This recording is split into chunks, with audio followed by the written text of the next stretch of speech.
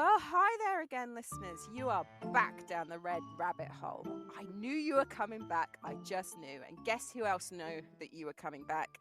My co-host, Lisa Shepherd. Lisa, come on. Where are you? Are you here?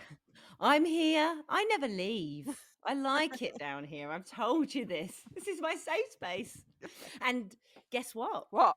We've dragged someone else down with us as well this Yay! week. Yay!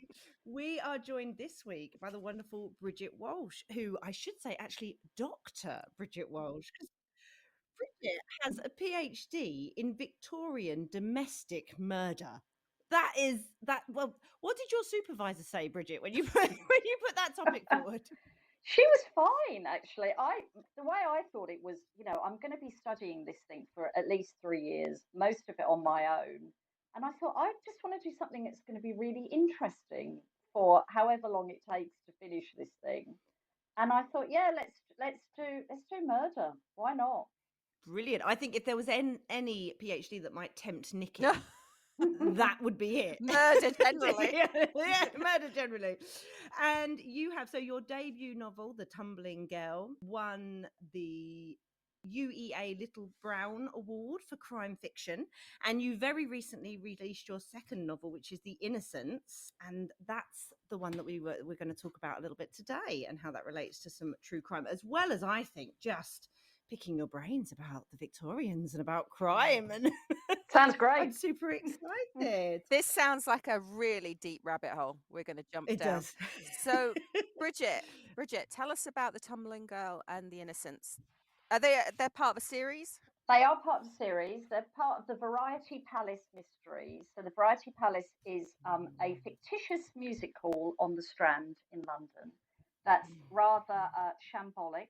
Don't attract the highest quality of performers, and it features kind of a detecting double act. So Minnie Ward, who used to be a performer at the Variety Palace and now kind of writes songs and sketches, and she sort of helps run the place. And her detecting sidekick is Albert Easterbrook, who's rather a posh chap, but who has kind of cut all ties with his family. He's got kind of a sad childhood and upbringing, really. And they become an unlikely detecting duo. Albert Easterbrook is a private detective at the very start of The Tumbling Girl. Minnie decidedly is not, but her best friend is found murdered, and she hires Albert to investigate what's happened. But she very quickly insinuates herself into the investigation, which Albert is quite thrown by, because he thinks, I'm the detective, I'm going to be doing the detecting. But Minnie has very, very different ideas, and the two of them start to form this very good friendship with possible hints at a little bit of romance as well. Oh, romance. And these books, they're available in paperback, ebook, and audio? Yes, in all formats, in everywhere you get your books and ebooks and audio. So the audio is particularly pleasing. I think Jasmine Blackborough, who's the narrator for it, has done a sensational job.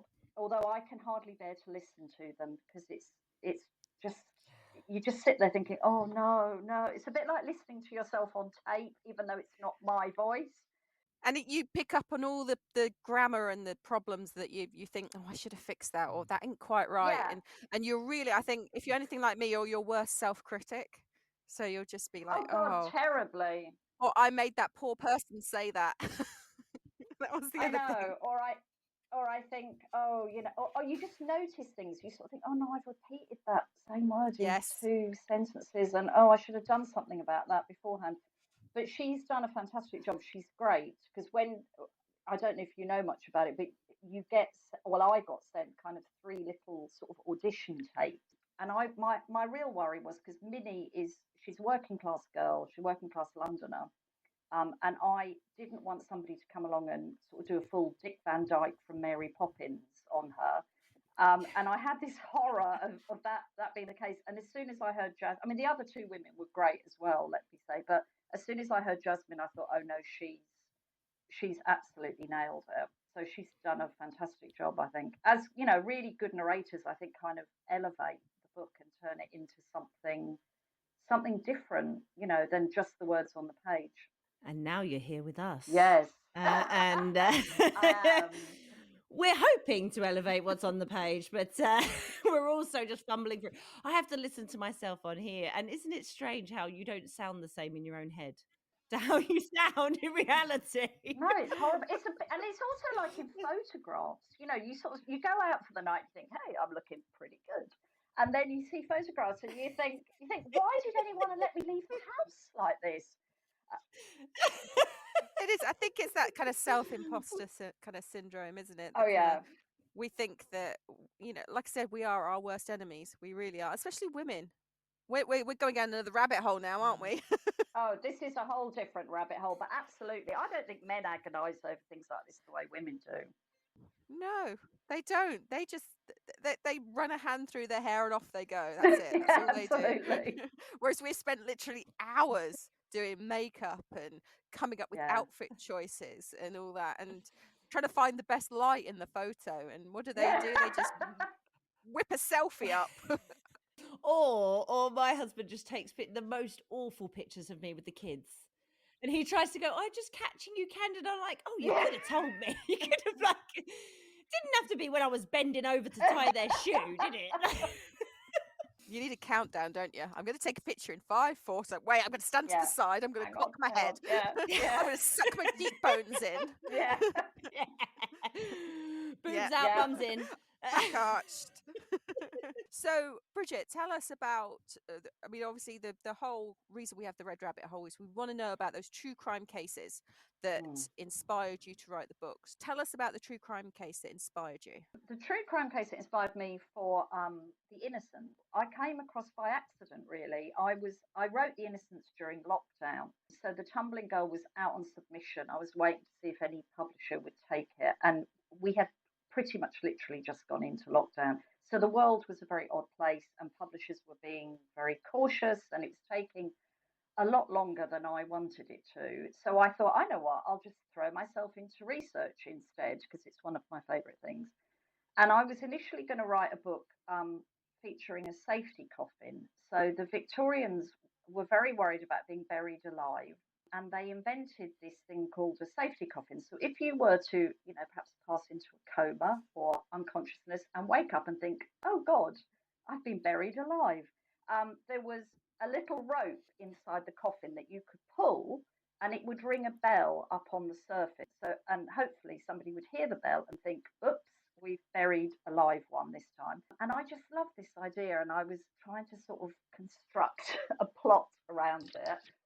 And then I read a brilliant book by Linda Stratman, who does a lot of fantastic fiction and non-fiction writing about the Victorian period. And it was a history of the Illustrated Police News, which was a newspaper in the Victorian era that focused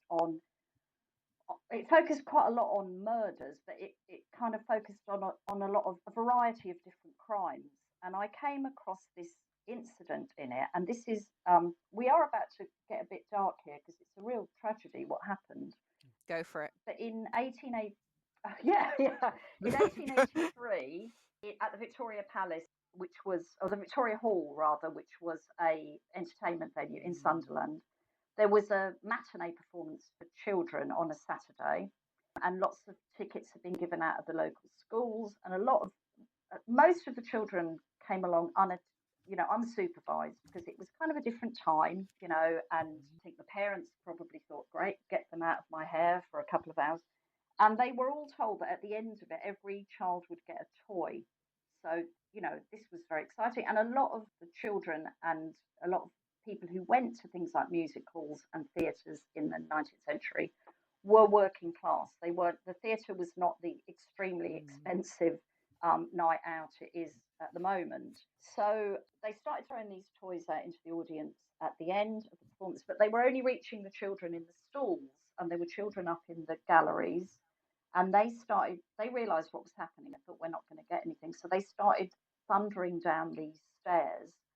And at the bottom, there was a door that was separating off the stairs from the stalls. And they realised too late that that door had been left bolted and it had left a tiny gap of 22 inches. And these children just thundered down in their hundreds, and they couldn't get through, and 183 children were suffocated and died on that day within a matter of minutes.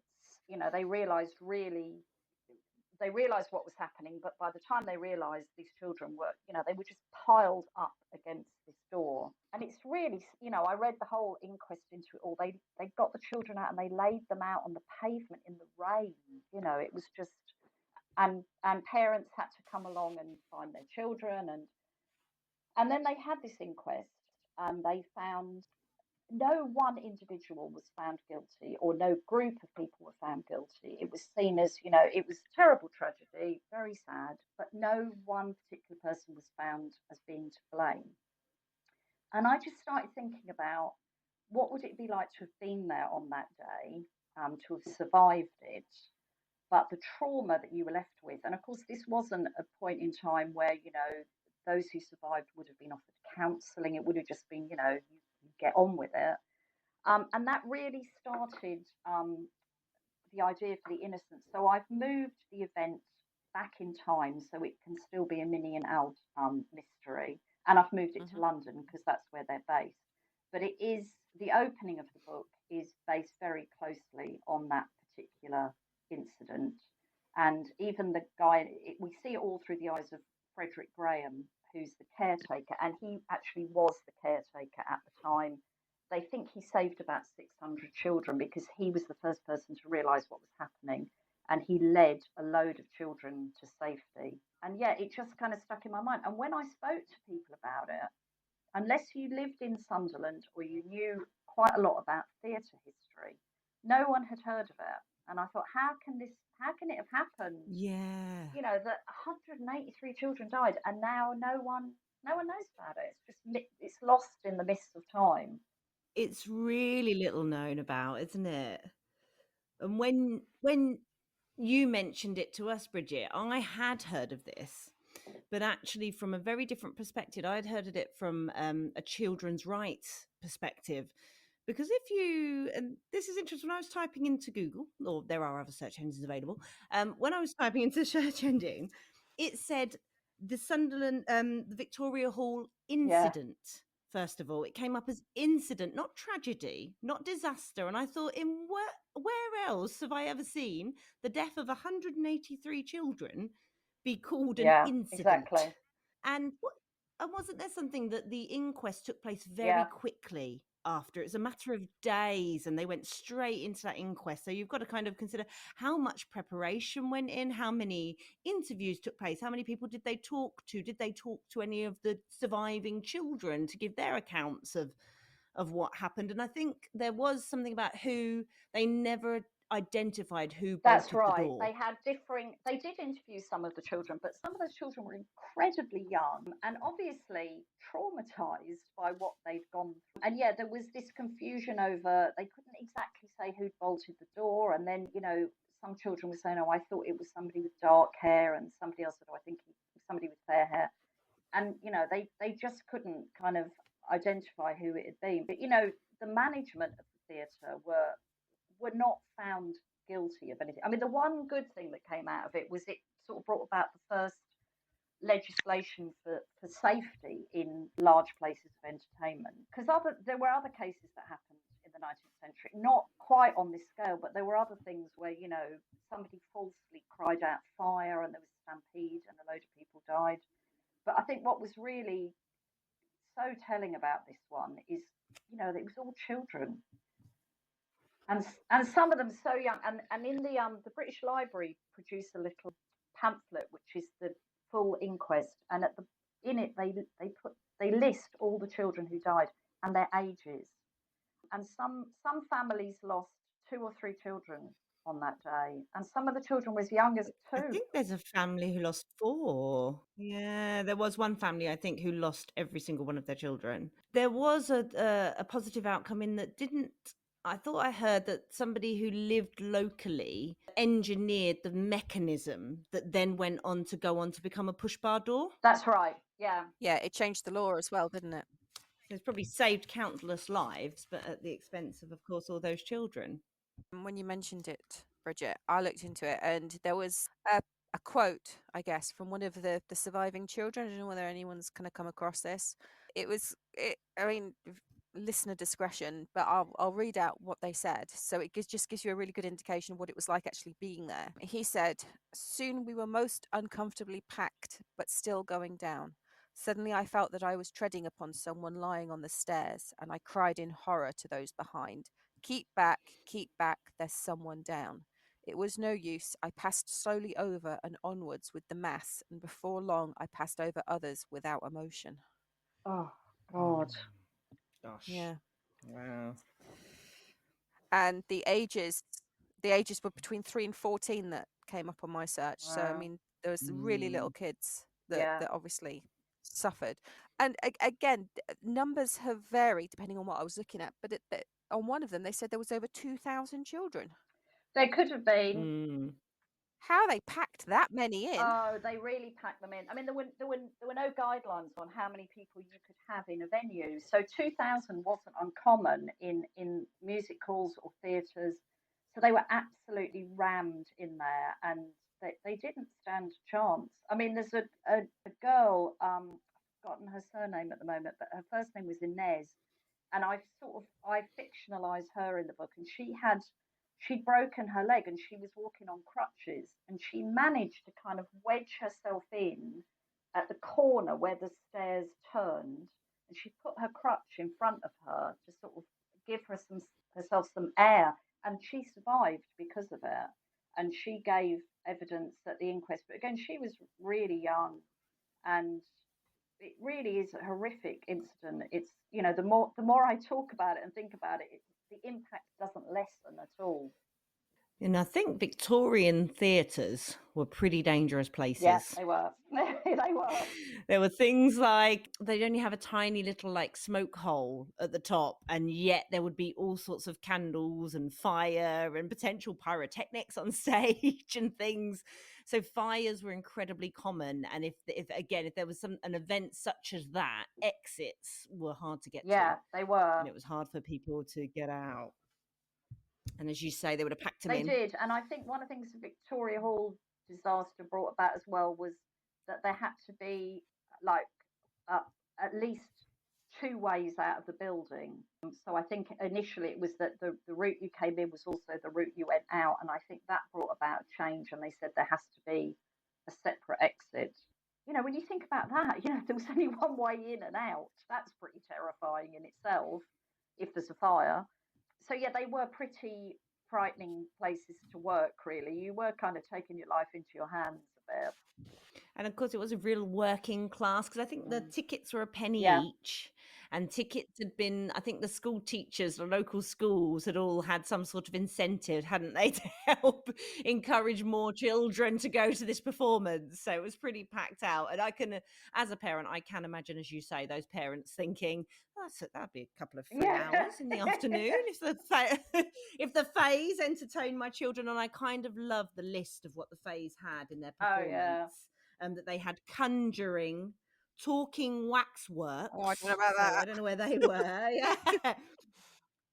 Living marionettes. I don't know what a living marionette is. It sounds terrifying. Isn't that a person? Isn't that just a normal Yeah. person? We're all living meat It's not a marionettes. puppet.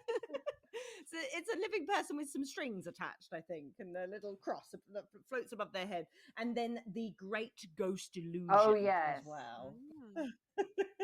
Yeah, and they had I had such fun researching for the Tumbling Girl, because there's somebody in it who is billed as the Mexican boneless wonder. Oh, what? My God. That's a real act, who I assume was just a contortionist, but he was billed as the Mexican boneless wonder. And yeah, there are some phenomenal acts. And in a book that is currently with my agent, waiting for her kind of feedback on it, I venture into the world of what were called at the time freak show. I mean, the things that were done and billed and charged for at that, when you enter into that realm, are really something else. high levels of kind of Oh exploitation, God, I should yeah, think you yeah, might terrible. discover. And I suppose that's the thing as well, isn't it? As you say, theatres now are very expensive, and they're definitely not accessible to a wide range of people on sort of a lower well, I even think like a middle income now. The theatre is absolutely a treat. It's very expensive, but at the time, you know, theatre really was for great large groups of people, you know, those who could afford it. You know, you could afford to send your children to the theatre for a penny, and it was usually the working class groups, the lower income groups who had the worst conditions. I'm thinking about the Globe. Yeah. And in the Globe Theatre, if you were on, you know, there was literally a payment system, wasn't there? That if you'd paid the least for your ticket, you'd be literally down in the pit. Yes. Yes. You'd be having things thrown at you. You'd be bashing into each other. You would be standing in the mud and whatever else was being thrown around. It was a really working class form of entertainment. It's funny how it's become elevated in the way it has now, because not only was, you know, it relatively cheap, certainly if you were in the cheap seat, a lot of musicals and theatres were they were quite political. There was quite a lot of criticism of the present day government and the royal family that would go on under the guise of kind of humour and through songs or through plays. So they were a chance for people as well to sort of have quite a cheap night out and to also join in, you know, laughing at the government, which of course, you know, is an occupation that continues to this day. But I know, I say bring it back. Penny a ticket, bring it back. Well, I mean, speaking of disasters, I mean, there was a literary disaster attached to this more heart-wrenching one that we all know about. A poet who was known to be literally the worst poet in the history of the English language, I think is his moniker, William McGonagall. And he did a poem called The Sunderland Calamity. Yes. Did you come across this, Bridget? I did. So he's most well known for a poem called The Tay Bridge Disaster, which, you know, to anyone listening here, just go away and look it up, because it is so he writes about really tragic, terrible things, but he was such an awful poet that you're just howling with laughter. And often what he seems to do is think, aha, I can make a rhyme here. I'm not going to worry about how it scans or even if it makes sense. He had this I think he's kind of a lesson to writers everywhere. Is just like, you know, go for it. don't necessarily. Yeah, I was going to say, he's emboldened me to think I can write poetry. Oh, yeah. I'm not a writer. I think he's emboldened all of us. Shall I read a little please bit? do. Shall I read? Please do. It's quite long, so I'll read like the opening part, then the closing part. So we have, "'Twas in the town of Sunderland, and in the year of 1883, that about 200 children were launched into eternity while witnessing an entertainment." I know it's so shouldn't laugh about it. "Whilst witnessing an entertainment in Victoria Hall, while they, poor little innocents, to God for help did call." Oh. Then he goes on. It's long.